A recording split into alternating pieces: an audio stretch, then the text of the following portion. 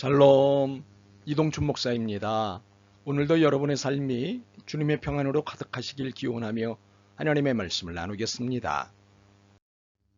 오늘 주시는 말씀은 아모스 4장 4절로부터 13절의 말씀입니다. 이 말씀 중에 11절로부터 13절 말씀을 읽겠습니다. 너희 중에 성은 무너뜨리기를 하나님이 내가 소돔과 고모라를 무너뜨린과 같이 하였으므로 너희가 불붙는 가운데서 빼낸 나무 조각같이 되었으나 너희가 내게로 돌아오지 아니하였느니라. 여호와의 말씀이니라. 그러므로 이스라엘아, 내가 이와 같이 내게 행하리라. 내가 이것을 내게 행하리니 이스라엘아, 내 하나님 만나기를 준비하라. 보라, 산들을 지으며 바람을 창조하며 자기 뜻을 사람에게 보이며 아침을 어둡게 하며 땅의 높은 데를 밟는 이는 그의 이름이 만군의 하나님 여호와이시니. 아멘. 아모스 4장 4절로부터 13절 말씀을 본문으로 하나님 만날 준비는 이라는 제목으로 말씀을 나누도록 하겠습니다. 진심과 허영이 있습니다. 보통은 진심과 허영이 구분되지만 어떤 때는 구분이 어려울 때가 있습니다. 이런 경우입니다. 하루도 새벽 기도회를 빠지지 않고 늘 헌금을 드리고 주일에도 드리지만 수요 예배 때도 11조를 드리고 기회만 되면 수시로 다양한 감사헌금을 드리는 신앙행위는 진심일까요? 허영일까요? 이것이 진심에 의한 것이라면 이들을 존경합니다. 와, 신앙 좋다며 감동하고 부러워해야 합니다. 이들을 본받아야 합니다. 그러나 이것이 허영에 의한 것이라면 어떻게 해야 할까요? 본문에서 이 질문에 대한 답을 찾게 될 것입니다. 오늘 본문 4절과 5절은 앞서 설명한 날마다 새벽 기도회를 빠지지 않고 참여할 뿐만 아니라 늘 헌금을 드리고 주일만이 아닌 수요 예배 때도 11조를 드리고 기회만 되면 수시로 다양한 감사헌금을 드리는 신앙행위를 설명합니다. 그런데 이들의 신앙행위에 대한 하나님의 평가는 이렇습니다. 이스라엘 자손들아, 이것이 너희가 기뻐하는 바니라. 하나님이 기뻐하시는 바가 아니라 이들이 기뻐하는 바라는 것입니다. 한마디로 이들은 자신들이 좋아하는 종교 쇼를 하고 있다는 것입니다. 이것은 매우 충격적인 평가입니다. 신앙적으로 보이는 행동을 종교쇼로 규정하고 있으니 말입니다.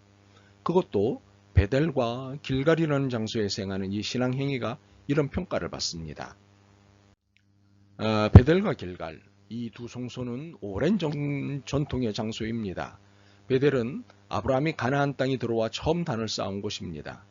야곱이 꿈속에서 일하시는 하나님을 본 곳입니다. 사무엘이 판결하던 곳입니다. 그런데 이스라엘의 분열 직후 여로보암은 자신의 정치적 입지 확보를 위해 예루살렘과 필적하는 북왕국의 종교적 수도로 베델을 지목했습니다. 그러나 이것은 율법에 어긋나는 일이었습니다. 참으로 베델은 전통을 지닌 곳이지만 내용은 변조된 가짜였습니다. 더욱이 이 베델에서 종교인들은 자신의 기득권을 향유하기 위해 베델의 신앙의 질을 물량으로 대치시켜 버렸습니다. 경외와 순종은 물량과 정열로 바뀌었습니다. 베델은 더 이상 잘못된 삶과 신앙을 고치고 하나님과 화해하는 곳이 아니었습니다. 경제, 사회 지도자들의 비신앙적, 비정의적 삶을 승인하고 그 대가로 그들에게서 물질과 번영을 제공받는 타락의 장소가 된 지 오래였습니다.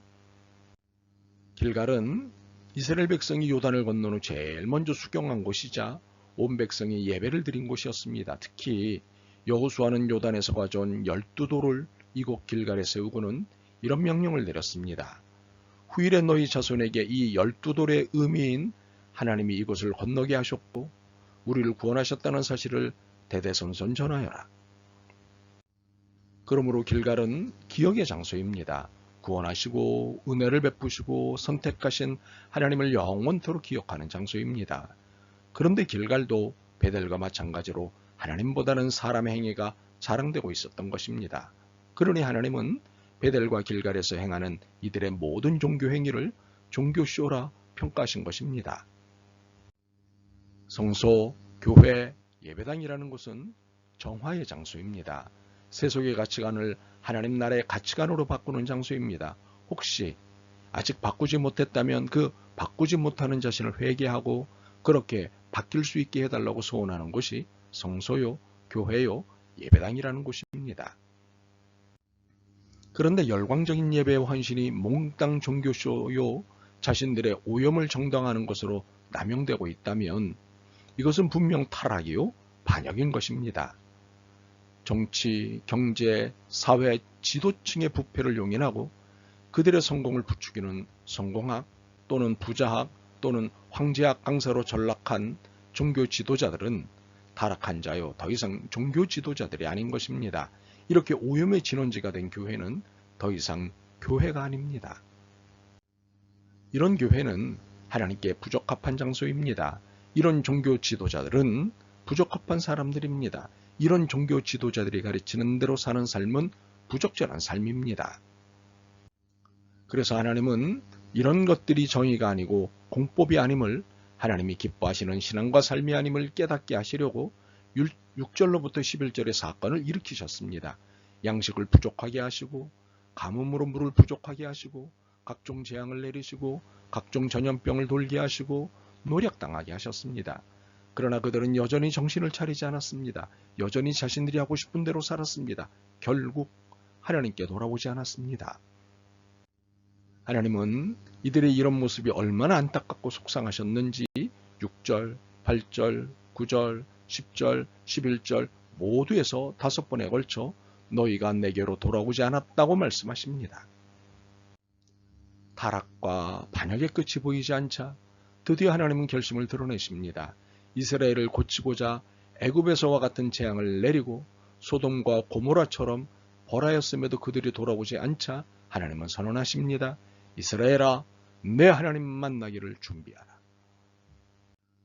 우리는 하나님을 만난다는 것이 보통은 용서와 회복과 연관되어 있음을 봅니다. 하나님이 만나주시겠다는 것은 살려주시겠다는 뜻이니까요. 그러나 이번 사건에서 하나님을 만나는 것은 용서와 회복과 생명이 아닌 재앙과 죽음이라는 심판을 받는 것이었습니다. 12절은 그러므로 라는 연결사를 통해 앞의 사건과 똑같은 심판과 죽음을 맞을 준비를 하라고 말씀하시는데 이를 2번씩이나 강조하심을 눈여겨보아야 합니다. 내가 이와 같이 내게 행하리라.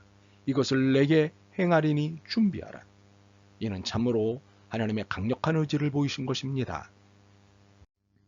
13절의 표현대로 하나님은 세상의 모든 것을 창조하신 분이시자 세상을 통치하시는 분이십니다.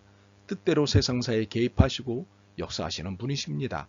그런 하나님 앞에 인간 자신이 기뻐하는 대로 살았으니 심판과 죽음은 당연한 것입니다. 하나님께 돌아올 모든 기회를 잃어버린 최후가 하나님 만나기를 준비하라는 말씀인 것입니다. 그러나 우리는 이렇게 하나님을 만나면 안 됩니다. 혹시 여러분은 지금 어떤 상황에서 하나님을 만나려고 하십니까? 큰 재물로, 큰 제사로, 큰 사람으로, 큰 간증으로, 큰 성공으로, 큰 목회로, 큰 교회로 자랑 삼아 하나님을 만나려고 준비하십니까? 아니면 진실한 예물, 진실한 예배, 진실한 사람, 진실한 삶, 진실한 섬김, 진실한 목회, 진리가 넘치는 교회로서 하나님을 만날 준비를 하고 있습니까? 하나님의 생명회로의 초대는 큰 사람이 아닌 진실한 사람에게입니다. 무조건 큰 사람이 생명이 없다는 것이 아니라 큰 사람 된 것이 인간의 자랑이 될 때 하나님의 생명으로 초대받지 못한다는 것입니다. 죽음과 재앙을 받기 위해 하나님을 만날 뿐입니다.